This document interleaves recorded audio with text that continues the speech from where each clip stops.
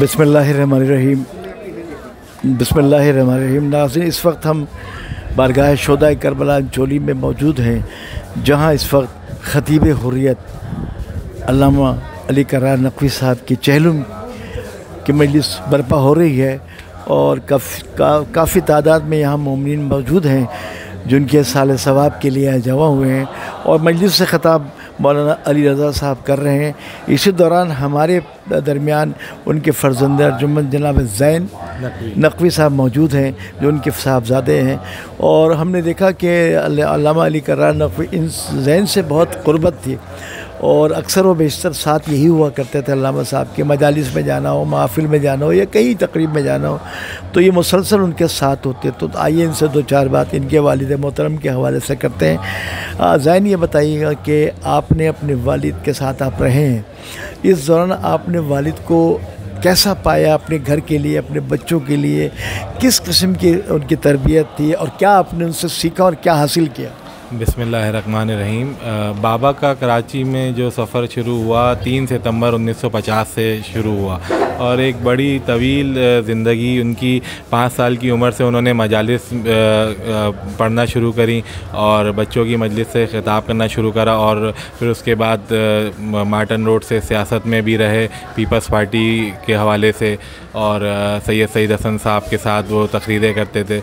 और फिर उसके बाद एक तवील सफ़र रहा सियासत, फिर मज़हब और कुछ किताबों के हवाले से उन्होंने एक बड़ी अच्छी लाइब्रेरी बनाई। फिर उसके बाद हम लोग आए और बच्चों से सबसे मोहब्बत करते थे, लेकिन ज़्यादा मतलब आना जाना साथ मेरा रहता था बाबा के साथ। तो जैसे कि आपने बताया, तो बस ये है कि मोहब्बत वो बहुत हमसे क्या पूरी इंसानियत से करते थे।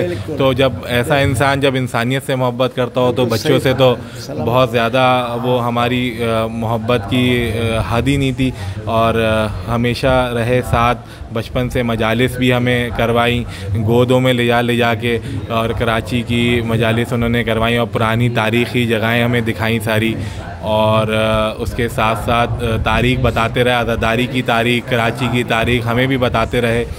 और फिर उसके बाद किताबों का सिलसिला उनका रहा।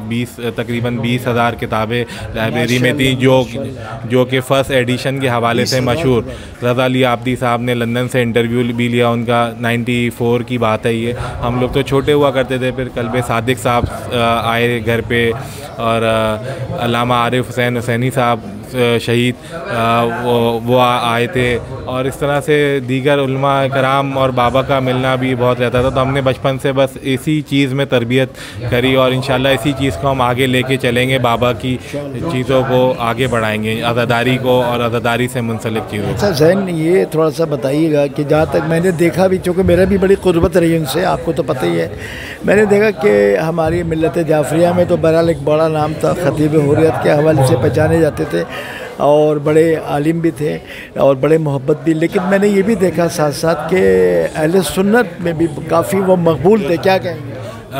बस मैंने आपसे बताया ना, इंसानियत के हवाले से वो सबको प्यार करते थे, कभी मज़हब नहीं देखते थे। इंटरफेथ के लिए उन्होंने बड़ा काम करा, और बाकी ये है कि काफ़ी चीज़ें वो मज़हब नहीं देखते थे, इंसानियत देखा करते थे। चाहे कि जानवर भी हो तो मतलब उनके दिल में दर्द था। तो इस हवाले से अच्छा, और निडर थे, डरते नहीं थे, अपनी बात जहाँ भी बैठा करते थे अपनी बात करा करते थे। कभी ये नहीं करते थे कि किसी दूसरे मज़हब में गए तो मतलब उनकी चापलूसी कर रहे हैं या मतलब कोई ऐसी बात कर रहे हैं। अपनी हुसैनियत की बात, करबला की बात हमने जो देखा वो यही करते थे कि अपनी बात हमेशा करा करते थे। ऐसी बात करो जिससे किसी को इख्तलाफ भी ना हो। और हमने देखा अक्सर लोग उनकी बातों को सुनते थे, उनके ख़िताब को अहले सुन्नत भी सुनते थे, बहुत पसंद करते थे, उनकी नशिस्त भी हुआ करती थी। मैं भी कई दफ़ा गया, बल्कि अहले सुन्नत क्या, मैंने तो ये भी देखा कि क्रिश्चियन में और क्रिश्चियंस, हिंदू, सिख, पारसी और बहाई कम्युनिटी और इसके अलावा दीगर कम्युनिटीज़ के हवाले से उन्होंने बहुत काम करा। इस्लामाबाद भी मीटिंग्स में NGOs से कनेक्टेड रहे और बड़ा एक तवील। अब इस सिलसिले में हम लोग कोशिश कर रहे हैं कि इंशाल्लाह बरसी तक उनकी एक किताब निकालें। अभी हमने 25 सफ़ों का उनका रिसाला हमने ये निकाला है खुशबू मवद्दत के हवाले से, तो ये मैं आपको हदिया भी करना चाहूँगा।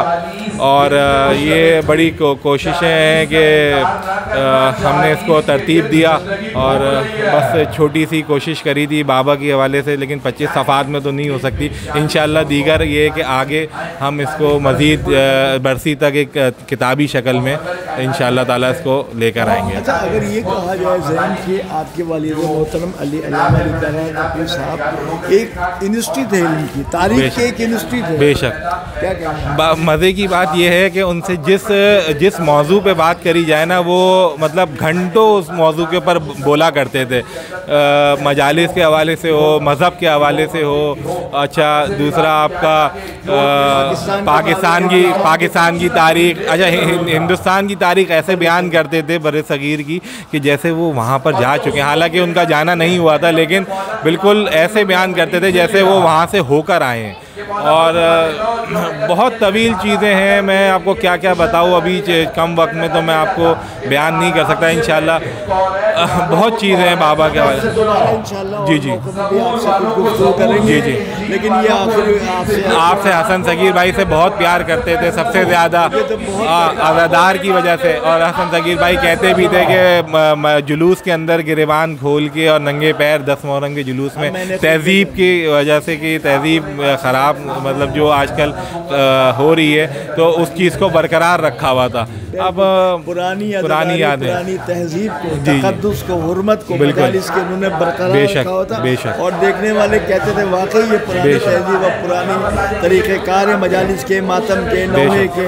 आपके घर में एक मजालिस भी होती थी, बहुत ही 19 सफ़र को, और हमेशा उन्होंने पजामा पहना, शलवार नहीं पहनी, पैदल चले जाए।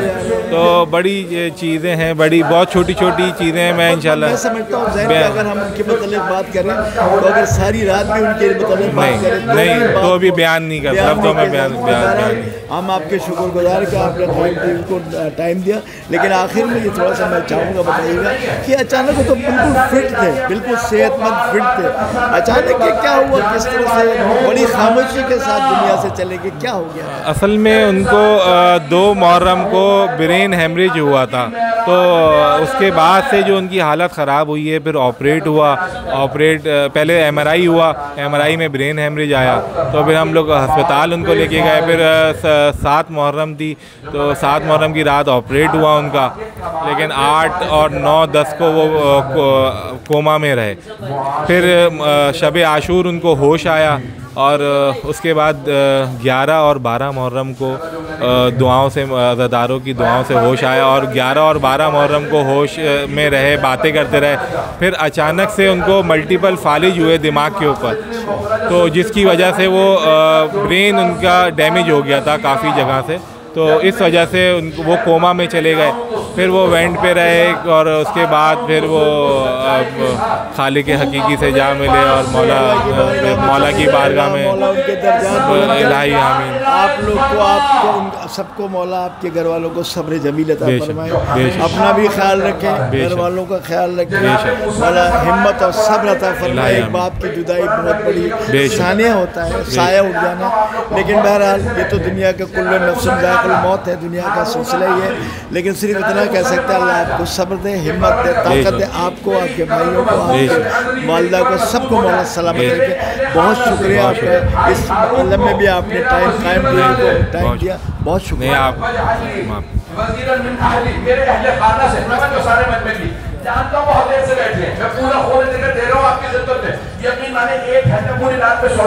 नाज़रीन, इस वक्त हमारे दरमियान अल्लामा ख़तीब हुर्रियत अल्लामा अली करार नकवी के छोटे भाई अस्कर नकवी मौजूद हैं, जो ख़ुद भी आज़ादारी में बड़े पेश रहते हैं, और अपनी ज़िंदगी का एक मिशन इन्होंने भी बनाया है कि जहाँ आज़ादारी है वहाँ अस्कर नकवी हैं, वहाँ अली करार नकवी साहब थे। तो बहरहाल ये बहुत बड़ा सानिया इन पे टूटा है, भाई का भाई से जुदा होना। तो नाज़रीन, आइए इनसे कुछ बातें करते हैं। अस्कर, आप बताइएगा कि अपने भाई के जाने के बाद, जो कि एक बड़ी शख्सियत थे, बल्कि इल्म अदब, तहज़ीब, तमद्दुन, सक़ाफ़त और तारीख़ का एक यूनिवर्सिटी थे वो, और घर वालों के लिए भी शफ़क़त का एक नमूना थे, आप कैसा महसूस कर रहे हैं अपने आप? औज़ु बिल्लाहि मिनश शैतानिर रजीम, बिस्मिल्लाहिर्रहमानिर्रहीम। हसन भाई, आपने अल्लामा अली करार नकवी के बारे में मुझसे पूछा, मेरी तो क्या ज़रूरत है कि मैं उनके बारे में कुछ बताऊं।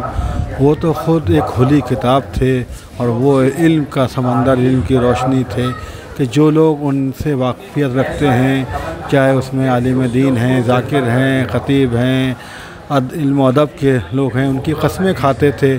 और जब वो उनके ड्राइंग रूम में आते थे और बैठते थे और मिलते थे तो पूरी पूरी रात जो है वो बातचीत उनसे होती थी। और लोग कहते थे कि जो है ना, मतलब जो है रात को जो है अपना गुजर गया, ऐसा लगता है कि जो है ना बातें ख़त्म नहीं होती। उन्होंने इंसानियत के ऊपर सबसे ज़्यादा तरजीह दी, हमेशा मिलने की बात की, इत्तेहाद की बात की। यहाँ तक कि अगर उनसे कभी किसी की कोई रंजिश होती थी या कुछ होता था तो कभी उन्होंने किसी से ऊंची आवाज़ से बात भी नहीं की और वो किनारा ज़रूर कर लिया करते थे। लेकिन अगर वो शख्स उनके सामने दोबारा आ जाए और उनकी तरफ देखे या सलाम करे तो वो कभी उन्होंने दिल में भी नहीं रखा कि मेरी इससे कोई बात हुई थी या कुछ हुई थी, तो वो फ़ौरन उससे गले मिल लिया करते थे। तो ये तो उनकी मिलनसारी का वल्लाह आलम था।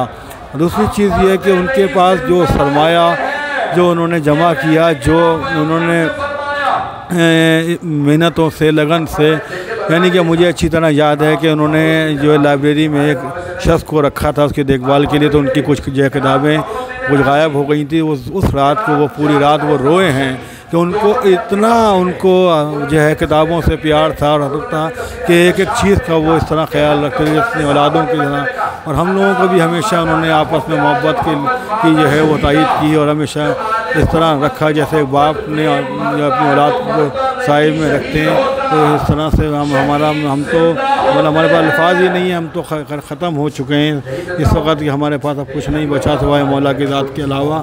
और मैं जहसन भाई आपका तहे दिल से ममनून मशकूर भी हूँ, क्योंकि हर मौके पर आपने जो है आके आप जो उनके साथ खड़े हुए। और मैं मॉडर्न रोड से बचपन से अपने देखता हुआ आ रहा हूँ कि आप भी उन्हीं की तरह सादा ज़िंदगी आपने जो है गुजारी, जो वक्त दिया। तो करार भाई अक्सर आपका जो है वो जिक्र करते थे अच्छे दोस्तों में, अच्छे साथियों में। और इसको वो हमेशा ये जो कहते थे इत्तेहाद बैन मुस्लिमीन और बैन मोमिनीन की अशद ज़रूरत है, आपस में कौम इख्तियार करें। और मैं सबका शुक्रिया भी अदा करता हूँ कि जो लोग सोया में उनकी 40 में शरीक हुए। तो हम अहले खाना की तरफ से मैं सब लोगों का बहुत बहुत दिल से मैं उनका ममनून मशकूर और शुक्रिया अदा करता हूँ। दो चार लफ्ज़ बिस्मिल्लाहिर्रहमानिर्रहीम। नाज़रीन, इस वक्त हमारे पास मिल्लत जाफ़रिया का एक बड़ा नाम आलिम दीन मौलाना नाज़िर तक़वी साहब तशरीफ़ लाए हैं, जो कि अभी अभी मजलिस पढ़कर आ रहे हैं अल्लामा अली करार नक़वी साहब की इस्तिसाल सवाब में शिरकत के लिए। चूँकि ये बड़ा साथ रहा इनका भी और बहुत अच्छी तरह वक़फ़ियत रखते हैं अल्लामा अली करार नक़वी से। तो ये आपके लिए बहुत एक अच्छी बात है कि इस वक्त यहाँ मौजूद। आइए कुछ बातें करते हैं। अल्लामा साहब, आप थोड़ा बताइएगा अल्लामा अली करार नक़वी साहब के बारे में। आपने कैसा पाया मज़हबी हवाले से, शीयत के हवाले से, इंसानियत के हवाले से, शख्सियत के हवाले से? औज़ु बिल्लाहि मिनश शैतानिर रजीम, बिस्मिल्लाहिर रहमानिर रहीम। मैं अली करार नक़वी साहब के बारे में इतना कह सकता हूँ कि एक बेहतरीन शफ़ीक इंसान थे और दीनी हवाले से उनके अंदर एक दर्द पाया जाता था। और सिर्फ़ ऐसा नहीं था कि एक तशय्युअ को उनके दिल में दर्द हो या किसी, बल्कि वो इत्तेहाद बैनुल मुस्लिमीन की अलामत समझा जाते थे। और तमाम मसालिक और मज़ाहिब के लोग भी उनका एहतराम किया करते थे। और उनकी सबसे बड़ी खूबी और कमाल जो मैंने उनकी ज़िंदगी में देखा कि मैं कह सकता हूँ कि वो तशय्युअ का इंसाइक्लोपीडिया थे। उनको जितनी मालूमात थी पुरानी आज़ादारी के हवाले से, उनका जो एक रोल था, किरदार था, लिहाजा उनकी बहुत सारी ज़िंदगी के पहलुआत ऐसे अगर उस पर गुफ्तगू की जाए तो मैं समझता हूँ कि एक बड़ा वक्त चाहिए। इतना कह सकता हूँ कि उनके जाने से न सिर्फ तशय्युअ बल्कि मिल्लत इस्लामिया में खला पैदा हुआ। और ऐसी शख्सियात जो है सदियों के बाद पैदा होती हैं। खुदा वंदे मुताल की बारगाह में दुआ करता हूँ कि खुदा उनके औलाद को और उनके रफ़क़ा को उनके नक्शे कदम पर चलने की तौफ़ीक़ इनायत फरमाए। कि नज़रियाती और पुख्ता नज़रियाती आदमी थे। और डॉक्टर अक्सर वो जो है वो शरीयती साहब की बातें किया करते थे और बड़ी पुराने वाक़या सुनाया करते थे। मैं समझता हूँ कि एक तशय्युअ एक बड़े अजीम रहनुमा से जो है वो महरूम हो गई है। खुदा वंदे मुताल की बारगाह में दुआ कहूँ कि खुदा जो है वो उनकी मग़फ़िरत फरमाए और उनको शोहदाए करबला के साथ महशूर फरमाए। अल्लामा साहब, बहुत शुक्रगुज़ार हैं कि आपने कायम टीवी को वक्त दिया।